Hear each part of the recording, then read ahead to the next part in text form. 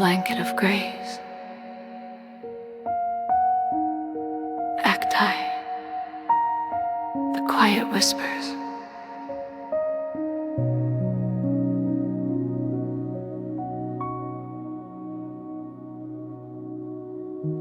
The chill of the night clung to the city streets, weaving through the narrow alleys and brushing past the window panes of the small homes etched with frost. As I step through the shelter's creaking wooden doors, the crisp air left a fleeting touch on my skin, turning my breath into delicate plumes. Beneath the dim street lamps glow, inside the shelter was more than a refuge. It was a beacon of warmth and light, spilling over from the windowsills like a comforting embrace. The earthy aroma of stew mingled with whispered conversations, creating a gentle hum that filled the room. My lantern flickered softly, its amber glow embracing the tin pots and weary faces like an old friend. Tonight the air carried a heavy silence, a palpable yearning for God's grace that hung over the huddled masses, seeking respite from the biting winter cold. My heart sank as I noticed a missing blanket, a silent accusation wrapped in absence, a need yet unmet.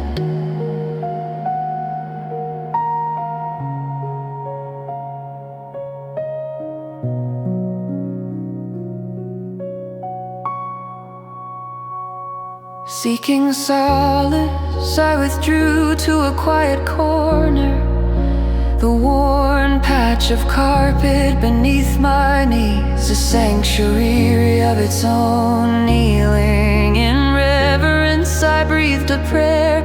Lord of mercy, my words a whispered plea beneath the shelter's hum.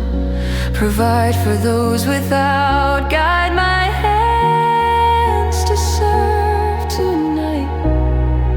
My voice, though soft, resonated with the quiet conviction of a seeking heart. As my prayer echoed through the stillness, a subtle warmth seemed to seep into the room, a gentle embrace of hope that felt as tangible as the light streaming through the windows. Determined I rose to serve, letting gratitude fill the spaces where lack once lingered.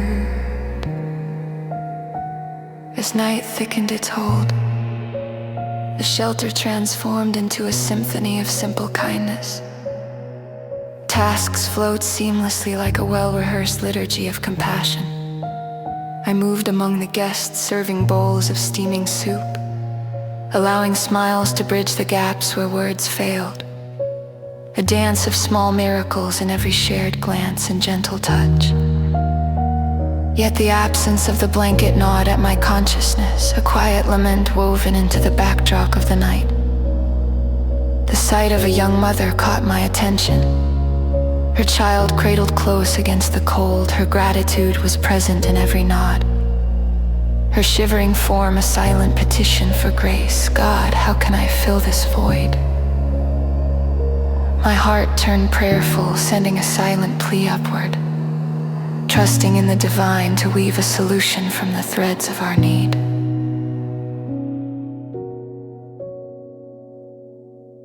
As if in answer, Mr. Jenkins approached. His presence is reassuring as the steady tick of time. His gaze dropped to my feet, and understanding unfurled between us. A humble offering might bridge the gap left by the missing blanket.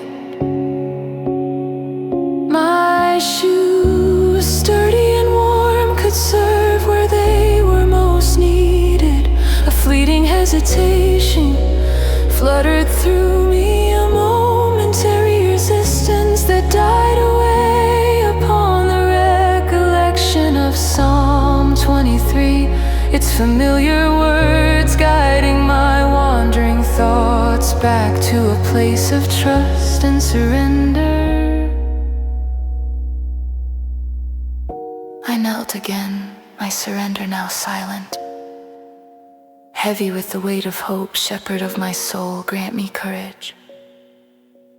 Walking without shoes, with fingers fumbling in the dim light, I untied my shoes, a small act of surrender, offering warmth to bare feet in need, placing them beside the mother and her child, her eyes widened in astonished gratitude, a gift unanticipated, a blessing unspoken. Her whispered thank you stirred a warmth within me, deeper than any garment could provide. Barefoot, each step on the cold floor was sharp, yet every contact sacred, a reminder of Christ's path. Forsaking comfort for the sake of love.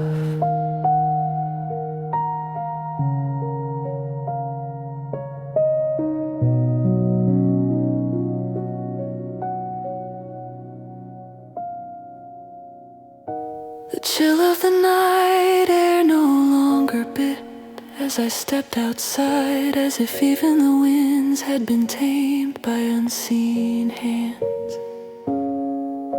The first rays of dawn began to tease the horizon, painting the sky with hues born of hope, etching grace across the heavens. I paused, listening to the quiet whispers that guided my soul, as tender as a mother's embrace, as constant as the dawn.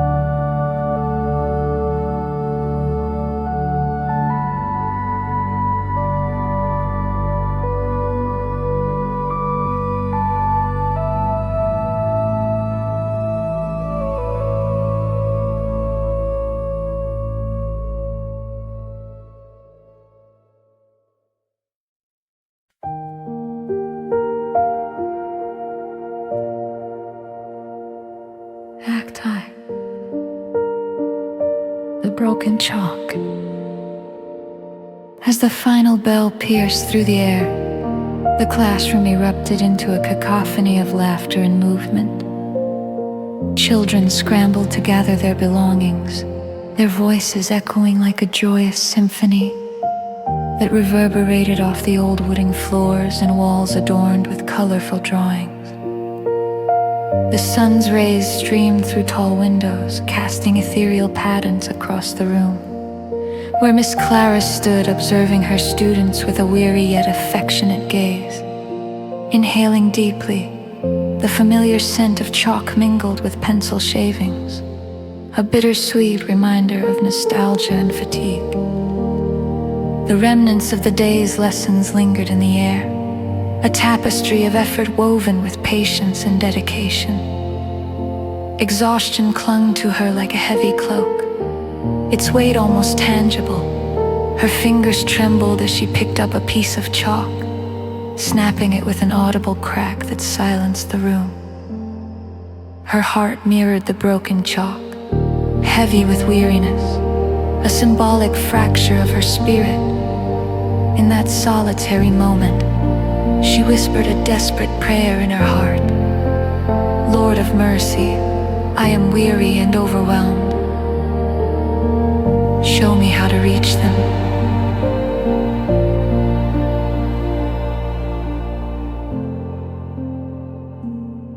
Amidst the chaos, her prayer rose like a fragrant offering. She felt a divine caress soothing her spirit. Soft as the first snow falling in silence, gentle yet profound, it was as if time paused. And the room once filled with eager children now held the whisper of God's presence, subtle but undeniable. With the classroom now empty, Clara noticed a figure lingering by the window. James, a young boy with eyes that spoke of stories untold, traced patterns on the glass. His worn clothes barely shielded him from the autumn breeze, the chill and uninvited companion. Clara felt a divine urging, a whisper from above, be the voice of mercy. Clara approached quietly, her footsteps light yet determined. James, she called softly, her voice a thread of warmth in the cool room. Why don't you come with me for a moment? In the dimly lit classroom kitchen, Clara retrieved a sandwich and an apple from her bag, offering them to James. She watched his eyes widen with hunger and awe, the simple offering taking on the gravity of a feast. The innocence of his expression moved her deeply, a testament to the silent struggles he faced. For you, she assured kindly. James hesitated, then accepted the food with a shy nod, whispering, "Thank you, Miss Clara." His gratitude wrapped around her heart, turning the ordinary moment into something sacred. As God's presence enveloped them with peace in that quiet exchange, the room transformed into a sanctuary of compassion, where acts of kindness became vessels of divine mercy. The turning prayer knelt on her living room carpet, the soft fibers cushioning her knees as she sought solace and strength outside. Dusk faded into deep indigo, the world slipping into the gentle embrace of night. She prayed words of surrender and transformation. Shepherd of my soul, thank you for guiding me today. Grant me courage to be your hands and voice.